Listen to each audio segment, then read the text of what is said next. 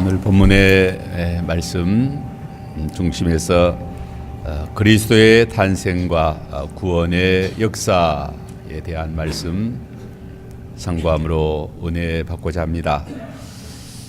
본문 2절 말씀 보면 베들레헴 에브라다야 너는 유다 족속 중에 작을지라도 이스라엘을 다스릴 자가 네게서 네게로 나올 것이라. 그의 근본은 상고의 영혼에 있느니라 했습니다. 여호와 하나님께서 예수 그리스도의 탄생을 미가 선자를 통하여 약 700년 전에 유대 땅 베들레헴에서 나실 것을 예언해 주셨습니다. 베들레헴은 유다 족속 중에 작은 고을입니다. 그 작은 마을에서 이스라엘을 다스릴 예수 그리스도가 나실 것이다 라고 예언했습니다. 그의 근본은 상고의 태초, 상고의 영혼이라고 했습니다. 미가 선자는 예수 그리스도가 탄생하셔서 죄와 사망과 마귀의 권세를 멸하시고 승리하실 것과 그리스도의 영광의 나라를 세우실 것을 오늘 본문에 예언하고 있습니다. 오늘 본문 말씀 통해서 첫째로 예수 그리스도께서 베들레헴에 탄생하실 것을 예언한 것입니다.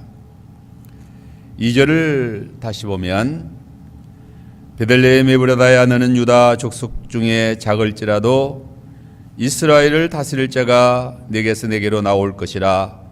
그의 근본은 상고의 영혼이니라. 그리스도가 베들레헴에서 나실 것을 예언한 것입니다.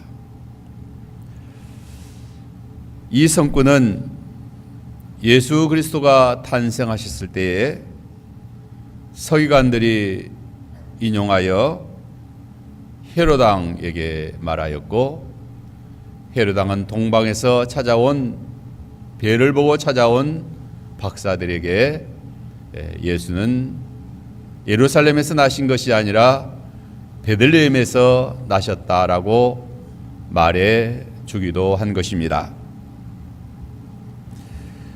유다 베들레헴이오니 마태복음 2장 5절로 6절에 보면 이는 선자유 이렇게 기록된 바 또 유대 땅 베들레헴아 너는 유대 고을 중에 가장 작지 아니하도다. 내게서 한 다스리는 자가 나와서 내 백성 이스라엘의 목자가 되리라 라고 마태복음에 기록되어 있습니다. 베들레헴은 떡집이라는 뜻입니다. 이는 생명의 떡이 되시는 예수 그리스도께서 이곳에서 탄생하실 것을 그러한 그 지명이 말하여 주고 있습니다. 하나님께서 그리스도가 베들레헴에서 나실 것을 미리 예정하시고 그 성 이름을 베들레헴이라고 짓도록 그렇게 섭리하신 것입니다. 이와 같이 성경에는 예수님의 구원 역사와 관계된 그러한 지방의 지명들이 많이 있습니다. 예를 들어서 실로암은 보냄을 받았다는 뜻입니다. 예수께서 태어날 때부터 맹인된 자를 실로암 못에 보내서 씻어 깨끗하게 하신 곳, 곧 실로암 연못이라고 이렇게 이름을 지었습니다. 요한복음 5장에 보면 베데스다, 자비의 집이라는 뜻으로 예수께서 38년 된 병자를 고치시며 자비를 베푸신 곳입니다. 또 우리 주님께서 십자가상에서 못 박혀 돌아가신 그 골고다라는 그런 갈보리 언덕, 골고다 언덕, 해골이라는 뜻인데 예수께서 골고다 언덕에서 십자가에 못 박혀 죽으심으로 그 뜻이 성취된 것입니다. 베들레헴은 유다 고을 중에 지극히 작은 고을이지만 생명의 떡이 되시는 예수 그리스도가 탄생하셔서 모든 믿는 자에게 생명의 떡을 먹고 모든 믿는 자는 생명의 떡을 먹고 영생하게 되었으니 참으로 베들레헴은 복된 그러한 고을이 된 것입니다. 예부적으로는 보잘것이 없고 또 하찮은 곳이라 할지라도 그리스도를 모시고 그리스도의 역사가 있으면 그곳이 존귀한 곳, 아름다운 곳이 됩니다. 마태복음 4장 14절로 15절에 보면 스불론 땅과 납달리 땅과 요단 저편 길과 이방의 갈릴리여 흑암에 앉은 백성이 큰 빛을 보았고 사망의 땅과 그늘에 앉은 자들에게 빛이 비추었도다. 스불론과 납달리 땅은 해변가에 있었습니다. 천민들이 사는 보잘것없는 흑암의 땅, 사망의 그늘이 앉은 땅이라고 했습니다. 그러나 예수께서 그곳에 가셔서 큰 빛을 비추어 주심으로 흑암과 사망의 그늘에서 벗어나 광명을 얻게 되고 복된 삶을 살아가게 된 것입니다. 예수 그리스도를 믿고 영접하여 모시고 사는 곳은 흑암과 사망의 그늘이 물러가는 것입니다. 광명한 새벽빛이 비치게 됩니다. 황무지에 장미꽃이 피고 사막에 샘이 솟는 아름답고 영화로운 땅이 되는 것입니다. 예수 그리스도를 모시고 사는 사람도 마찬가지입니다.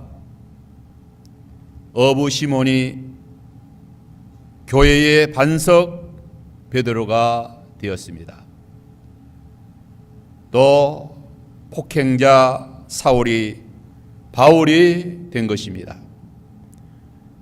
야곱이 이스라엘이 된 것입니다.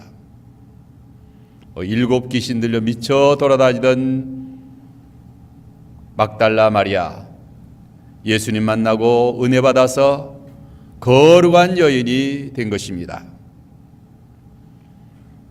여기 에브라라는 베들레헴의 옛 이름인데 열매가 많다는 뜻입니다. 그 이름도 그리스도가 그곳에 탄생하셔서 그리스도로 인하여 구원의 열매가 많이 맺히게 될 것을 의미합니다. 여기 그의 근본은 상고의 영혼에 있느니라, 예수 그리스도에 대해서 이렇게 말하고 있습니다. 예수 그리스도는 영원전부터 살아계신 하나님이십니다. 그의 근본은 상고의 태초의 영혼이다. 요한복음 1장 1절에 태초에 말씀이 계시니라, 이 말씀이 하나님과 함께 계셨으니 이 말씀이 곧 하나님이시니라고 했습니다. 이 태초는 시작이 없는 처음을 말합니다. 예수 그리스도는 하나님과 함께 영원전부터 스스로 자존해 계신 하나님이십니다. 말씀이 육신이 되어 우리 가운데 계심에 은혜와 진리가 충만하더라라고 했습니다. 그리스도는 생명의 빛이시며 창조자이십니다. 세상은 그로 말미암아 지은 바 되었다. 그가 없이는 아무것도 존재하지 아니한다라고 했습니다. 우리 주 예수 그리스도가 모든 것을 다 창조하셨다.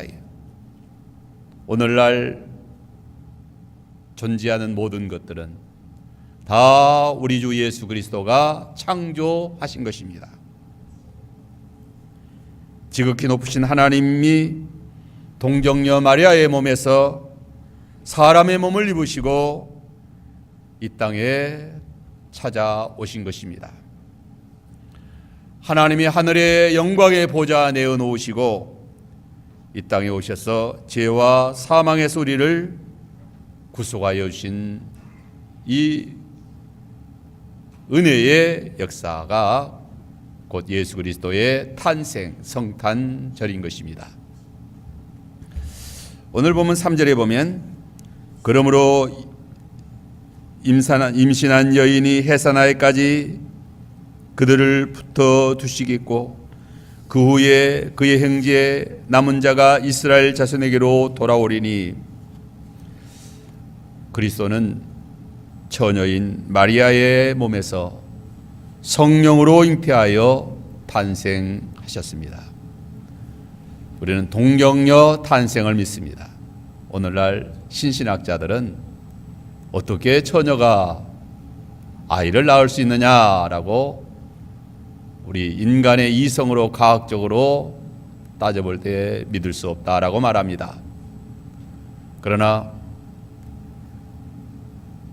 가브리엘 천사가 마리아에게 대저 하나님의 말씀은 능치 못하심이 없느니라. 마리아는 그 가브리엘 천사에게 나는 남자를 알지 못하는데 어찌 이런 일이 있겠습니까? 라고 할 때 대저 하나님의 말씀은 능치 못하심이 없다. 마리아가 주여 믿습니다. 계집종이오니 그렇게 될 것을 믿습니다. 라고 믿음으로 받아들였습니다. 성령으로 잉태하여 하나님의 아들 예수 그리스도가 사람의 몸을 입고 이 땅에 탄생하신 것입니다. 예수 그리스도는 우리와 똑같은 사람이며 또 하나님과 똑같은 하나님이십니다. 하나님과 동등이며 하나님과 동질이다. 영광과 권세가 하나님과 똑같은 예수 그리스도이십니다. 또 사람의 몸을 입고 오셨지만 예수 그리스도는 죄는 없으시다라고 했습니다. 이제 오늘 본문에는 두 번째로 그리스도의 구원의 역사에 대해서 말하고 있습니다. 4절로 9절에 예수 그리스도가 동정녀 마리아에게 성령으로 잉태하여 유대 땅 베들레헴에 탄생하셔서 구원의 역사를 펼쳐 주셨습니다.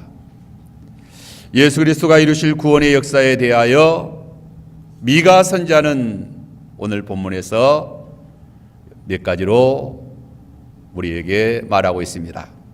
첫째는 그리스도의 구원의 역사는 안연히 거주하게 하여 주신다는 말씀입니다. 4절에 보면 그가 여호와의 능력과 그의 하나님 여호와의 이름의 이엄을 의지하고 서서 목축하리니 그들이 거주할 것이라. 개역 성경에는 안연히 거할 것이다 라고 했습니다. 그리스도는 여호와의 능력과 그의 하나님 여호와의 이름의 이엄을 의지하고 서서 목축하시는 선한 목자이시다. 우리가 지난 주일날 우리 주님은 선한 목자이시다라는 요한복음 10장의 말씀으로 은혜를 받았습니다. 그리스도는 여호와의 능력과 그의 하나님 여호와의 이름의 이엄을 의지하고 서서 목축하는 그러한 선한 목자이십니다. 그러므로 그 그리스도를 믿고 따르는 자들은 안연히 거주하게 될 것이다 라고 했습니다. 길을 잃고 율이 방황하지 않게 될 것이라고 했습니다. 젖과 꿀이 흐르는 가나안 복지에 거주하게 하십니다. 목자는 양을 우리 안에 인도하여 안전하게 지켜주며 보호하며 편안하게 쉬게 하십니다. 안식을 누리고 휴식을 취하게 하십니다. 쉼을 얻게 하신다는 거죠. 우리 인생들은 여호와 하나님을 떠나 에덴 동산에 쫓겨난 이후의 인생의 삶은 한시도 편할 날이 없는 삶입니다. 고생과 수고를 하며 힘들며 고달프게 살아갑니다.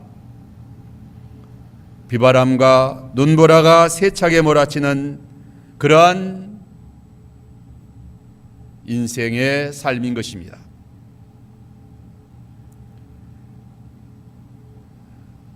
평안하게 안식할 곳이 없습니다. 거주할 곳이 없어요. 요한복음 14장에 보면 너희는 마음에 근심하지 말라. 하나님을 믿으니 또 나를 믿으라. 내 아버지 집에 거할 곳이 많다라고 말씀하셨는데,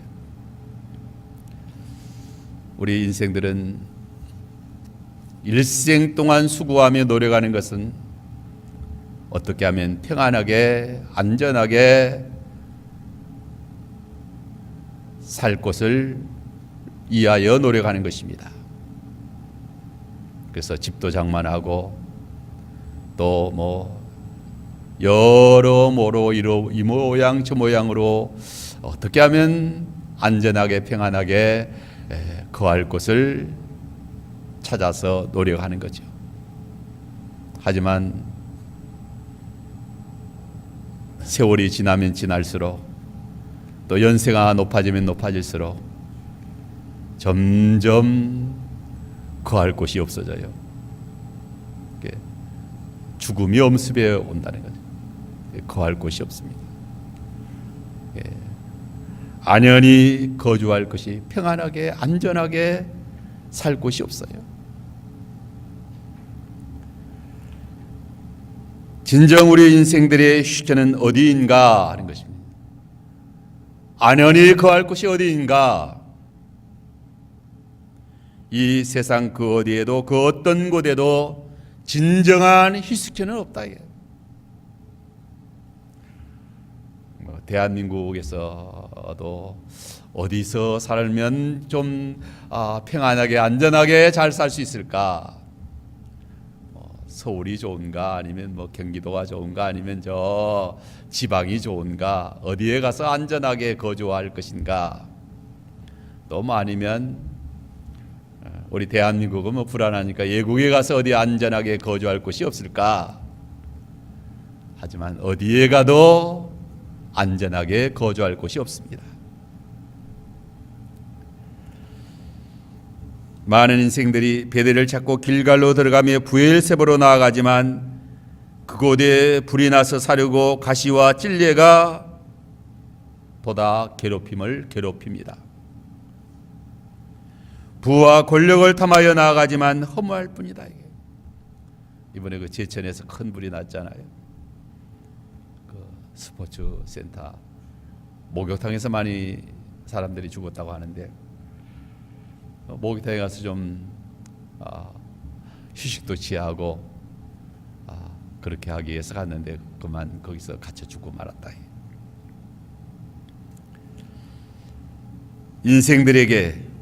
이러한 인생들에게 우리 주님께서 여호와의 능력과 그의 이름의 이음을 의지하여서 목축하심으로 안연히 거주하게 하신다. 진정한 휴식처는 우리 주 예수 그리스도의 은혜 아래에 거하는 것이다. 우리 주님께서 목축하실 때 그 양은 안연히 거하게 되는 것입니다. 우리 주님이 거하시는 곳에 거할 때 양들은 안연히 거하게 되는 것입니다. 우리 주님 모시고 주님의 인도를 따라 믿음으로 살아갈 때에 초막이나 궁궐이나 그 어디나 하늘나라가 된다. 세상 믿지 않는 사람도 앉은 자리가 가시방석이다라는 말을 합니다. 가시방석이다. 자기가 앉아있는 지금 현재의 자리가 편안치 않다는 거예요. 편안치가 않다. 자기가 앉아있는 곳이 초막이 됐든 궁궐이 됐든 우리 주님 모시고 주님의 은혜로 살아가면 그곳이 천국이 되고 안연히 편안히 거할 수 있는 그러한 우리의 신앙생활이 되는데,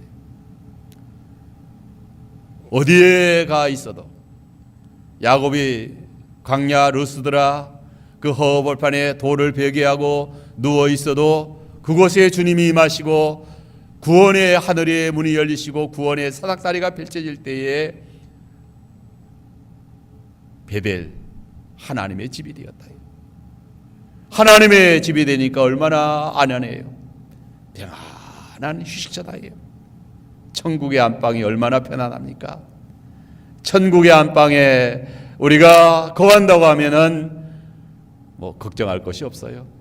그래서 예수님께서 너희는 마음에 근심하지 말고 걱정하지 말고 하나님을 믿고 나를 믿으라. 내 아버지 집에 거할 곳이 많다. 우리 주님이 우리를 평안하게 하신다. 평안하게 안연히 거하게 하여 주신다. 두 번째는 구원의 역사, 그리스도의 구원의 역사는 믿는 자를 창대하여 땅끝까지 이르게 한다라고 했습니다. 4절의 하반절 보면 창대하여 땅끝까지 미치리라. 이는 그리스도께서 여호와의 능력과 그 이름의 이엄을 의지하고 서서 목축하심으로 주의 양무리가 창대하여 땅끝까지 이르게 되는 것입니다. 그리스도께서 하나님의 능력과 그의 이름의 이엄을 의지하여 원수를 다 이기시고 승리하여 창대케 하신다. 예수 그리스도의 생명의 복음으로 많은 영혼을 구원하여 하나님의 택한 백성들의 수가 많아지게 하신다. 예수의 복음은 항상 승리하여 땅끝까지 전파됩니다. 열국의 모든 족속이 그리스도를 믿고 구원받게 됩니다. 예수 그리스도의 복음운동은 이기고 또 이기는 그러한 생명운동, 복음운동입니다. 그러므로 몸된 교회와 성도들이 환난을 당하고 박해를 당하고 또 악한 자들이 메라리하고 두려워하지 말라는 거예요. 놀라지 말라는 거예요. 이기고 또 이깁니다.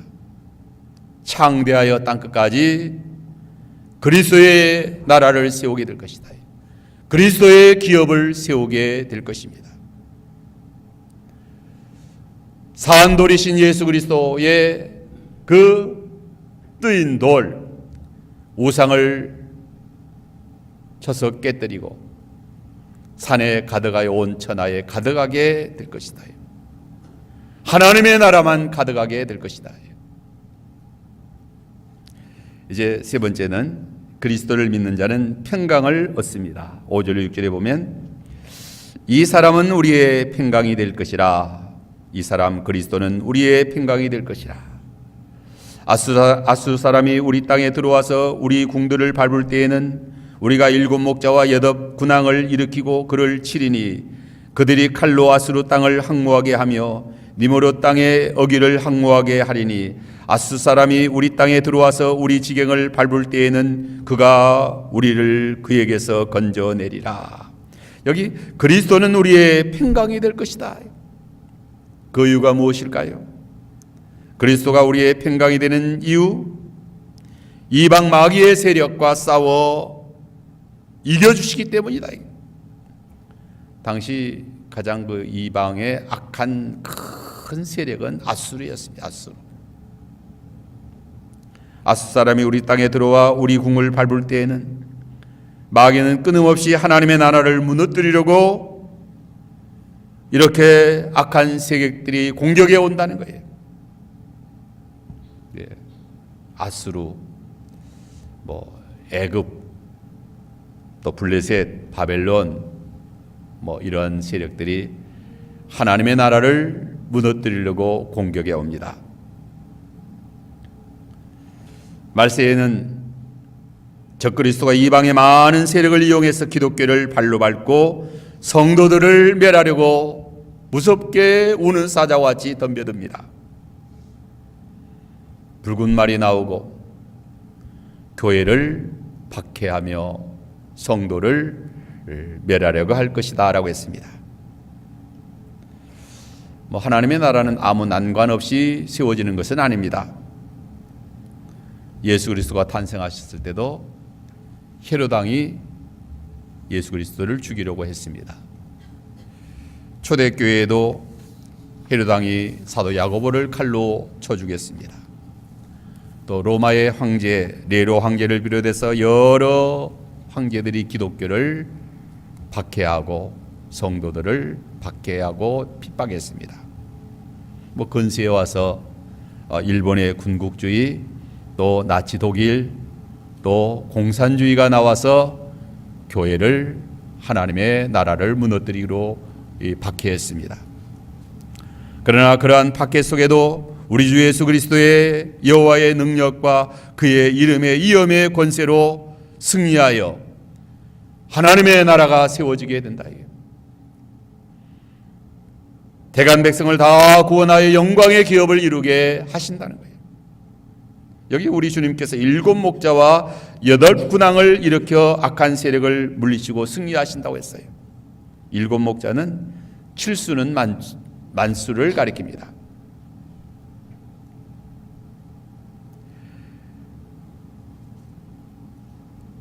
하나님께서 기독교 안에 영적 지도자들을 많이 세울 것을 가리키는 거예요. 8 군왕은 능력 있는 믿음의 지도자들을 많이 세워서 마귀의 세력과 싸워 승리하게 하신다. 7 목자, 8 군왕, 우리 주님께서, 우리의 대장 되신 주님께서 주님과 함께 선한 싸움을 싸울 능력 있는 지도자들을 하나님이 많이 세운다.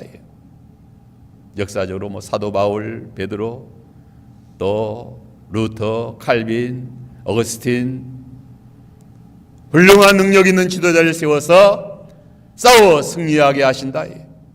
하나님의 나라 잘 세우도록 하신다.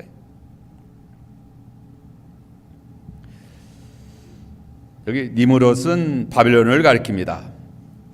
아무리 아수르나 바빌론의 세력이 기독교를 박해하고 멸하려 하지만 하나님께서는 하나님의 백성 중에서 능력 있는 영적 지도자들을 많이 세우셔요. 우리의 대장 되시는 우리 주님은 만왕의 왕이시요 만주의 주님이십니다. 진히 앞서가시며 싸워주십니다. 우리는 그 주님 의지하여 주님과 함께 믿음으로 나아갈 때에 항상 승리합니다. 뒤로 물러가면 패배하는 거예요. 주님 모시고 주님 의지하고 주님과 함께 믿음으로 당당하게 나아가면 사자굴도 풀무불도 그 어떠한 세력도 다 이기고 승리하게 된다. 지금까지 신앙생활 하면서 죽고자 하는 자는 살고 살고자 하는 자는 죽는다. 비겁하게 도망치면 살 길이 없어요. 목숨을 내놓고 믿음으로 나아가면 반드시 승리하게 된다. 이제 여기 4번째 7절로 오늘 그 본문에 보면 남은 자로 복되게 하시고 강하게 하신다라고 했습니다.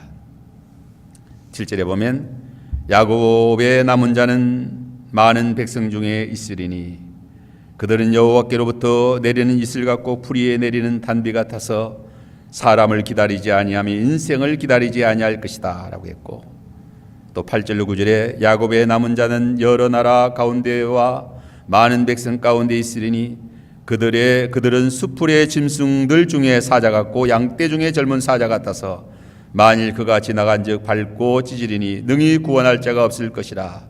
내 손이 내 대적들 위에서 들려서 내 모든 원수를 진멸하기를 바라노라. 여기 야곱의 남은 자는 어떤 자인가? 7절에도 야곱의 남은 자는 많은 백성 중에 있을 것이다. 8절에 야곱의 남은 자는 여러 나라 가운데 많은 백성 중에 있으리라. 이 야곱의 남은 자는 택한 백성을 가리킵니다. 또한 그리스도를 믿음으로 구원받는 백성을 가리킵니다. 그리스도를 믿고 구원받는 백성이 세계 열국 중에 여러 백성 중에 남아있다. 왜 택한 백성을 남은 백성이라고 했는가? 그리스도를 믿음으로 구원받는 백성만 남아서 구원받게 된다. 이들만이 남아 영광의 나라에 들어가기 때문입니다. 거룩한 씨들이기 때문이에요. 역사 이래로 이 땅의 모든 족속, 모든 백성 다 심판받아 멸망하여 없어졌습니다. 심판받지 않고 멸망하지 않는 자는 소수예요. 심판받지 않고 멸망당하지 않고 소수의 남은 자만이 구원받는다 이거예요. 이 세상에 많은 사람들, 얼마나 사람이 많습니까? 많은 사람 가운데서 남은 자만 구원받는다. 이사야 6장 13절에 보면 그 중에 10분의 1이 아직 남아있을지라도 이것도 황폐하게 될 것이라. 밤나무와 상소리나무가 배임을 당하여도 그 구루터기는 남아있는 것 같이 거룩한 씨가 이 땅에 구루터기니라. 이 거룩한 씨 구루터기는 그리스도를 가리킵니다. 거룩한 씨 곧 구루터기 되시는 그리스도를 믿는 믿음을 끝까지 지킨 자들이 남아있는 자들이다. 남은 자들이 중요하다. 남은 자들이 중요하다. 미가서 4장 7절에 보면 발을 저는 자는 남은 백성이 되게 하며 발을 저는 자는 남은 백성이 되게 하며 멀리 쫓겨났던 자들이 강한 나라가 되게 하고 나 여호와가 시온산에서 이제부터 영원까지 그들을 다스리리라. 하나님의 징계를 받아 발을 저는 자로 남은 백성이 되게 하겠다. 징계의 재앙을 받아 멀리 쫓겨났던 자들이 강한 나라가 되게 하시겠다. 그래도 회개하고 돌아오고 바로 서면 비록 징계를 받아 저는 자라 할지라도 또 하나님의 채찍을 맞아 멀리 쫓겨났던 자들 할지라도 하나님이 그런 자를 통해서 강한 나라로 하나님이 세워주시겠다. 히브리서 12장 12절 13절에 그러므로 피곤한 손과 연약한 무릎을 일으켜 세우고 너의 발을 이하여 곧은 길을 만들어 저는 다리로 하여금 어그러지지 않고 고침을 받게 하라. 저는 다리지만 그래도 그들을 하나님이 세워서 남은 백성 되게 하시겠다. 많은 징계와 연단을 통하여 어그러지지 않고 곧은 길을 걷는 자들이 남은 자들이 되는 것입니다. 비록 손이 피곤하고 무릎이 연약하여 저는 자라 할지라도 일으켜 세워서 강한 백성이 되게 해주신다. 우리가 성경에 보면 여호수아와 갈렙이 끝까지 남은 자였습니다. 남은 자, 이 세상에 무슨 소설이나 어떤 드라마도 보면 남은 자가 있지 않습니까? 남은 자, 주인공들이 남은 자다. 네. 우리 기독교인들은 인류의 주인공들이다. 하나님의 나라의 백성들로 우뚝 서게 될 것이다. 얼마나 감사해요. 어느 시대나 남아있는 자들은 그리스도를 굳게 믿는 믿음을 지킨 자들이에요. 노아 시대에 남은 자들은 노아의 8 식구이다. 남은 자가 되기란 쉽지가 않습니다. 어느 바람에 개와 같이 날아갈지 몰라요. 남겨두지 않습니다. 오늘 우리가 사는 이 세상은 살아남기가 결코 쉽지 않은 세상이에요. 이런저런 사건에 연루되기 쉽습니다.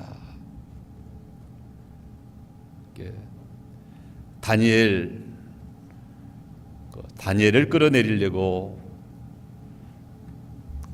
여러 면으로 다 이렇게 흠을 잡으려고 했잖아요. 그러나 아무 허물을 잡지 못했다. 그러니까 이제 종교적인 그런 죄를 뒤집어 씌워서 이제 사자굴에 던져 넣었다. 사자굴에 던져 넣었는데도 하나님이 사자의 입을 보게 해주시니까 끝까지 남은 자가 된 것입니다.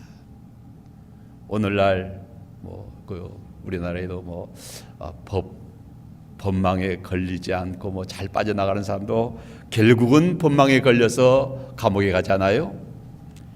남은 자가 되기란 쉽지가 않은 거예요. 우리가 하나님 앞에서 참으로 믿음을 지키고 참으로 또 잘못해서 저는 자라 할지라도 또 멀리 쫓겨났다 할지라도 하나님 앞에 참으로 회개하고 바로 서면 남은 자가 되는 거예요. 남은 자가 된다. 남은 자들을 세워서 하나님께서 하나님의 나라 세우십니다. 이제 이슬 같고 단비 같은 은혜와 복을 내리신다라고 했습니다.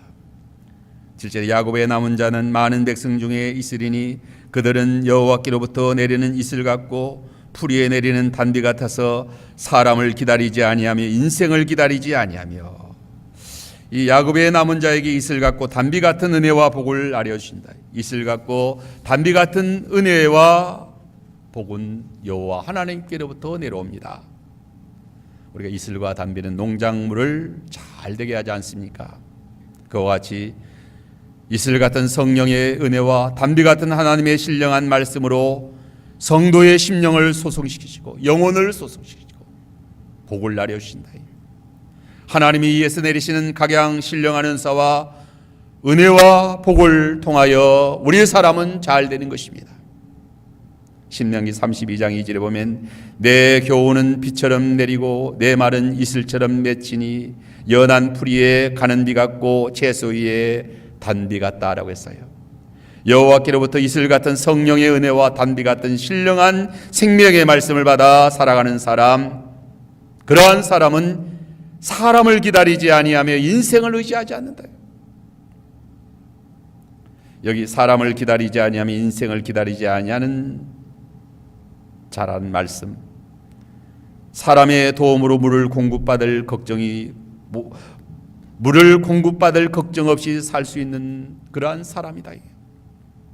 하늘에 이슬이 그치고 단비가 그치면 사람들이 물을 공급해 주지 않으면 살 수가 없어요. 마실 물이 없고 뭐 농사지을 물이 없다. 누가 이 가뭄이 계속되고 물을 실어오는 급수차를 얼마나 고대하게 되겠어요. 그래서 인생이 하나님의 은혜 받아 살면 사람을 기다리지 아니하며 인생을 기다리지 아니한다. 참 이 말씀 얼마나 복돼요. 하나님에 의해서 나리시는 은혜와 복을 받아 살면 누가 나를 안 도와줘서 못 살지 않는다 이게. 오히려 사람들이 나를 다 해치려고 해도 하나님이 자꾸 도와주시면 어떻게 할 사람들이 나를 어떻게 할 수 없어요. 사람이 나를 어찌하랴 그렇잖아요. 사람이 나를 어찌하랴. 여호와는 나를 돕는 자시다 이게. 하나님이 우리를 도와주시면 사람이 내게 어찌하랴. 사람을 기다리지 않아도 하나님이 도와주시면 산다. 하나님이 도와주시면. 마지막으로는 그들은 사자 같다라고 했습니다. 야곱의 남은 자는 그리스도로 말미암아 구원받은 성도를 가리킵니다. 그리스도를 믿음으로 구원받은 사람, 말씀과 성령의 권능으로 믿음에 굳게 서 나가는 성도들, 사자같이 강건하다. 사자는 어떤 짐승인가? 사자는 이기는 자의 표상입니다. 계시록 5장 5절에 유다 지파의 사자 다윗의 뿌리가 이기었느니라 했어요. 우리의 대장 예수 그리스도는 만왕의 왕이시오 만주의 주님이시고 이기고 또 이기시는 우리 주님, 죄와 사망을 멸해 주시는 주님. 그리스도를 믿는 성도는 죄를 이기고 세상을 이깁니다. 미가서 7장 8절에 나는 엎드러질지라도 일어날 것이요. 성도가 왜 엎드러집니까? 죄를 범하여 엎드러집니다.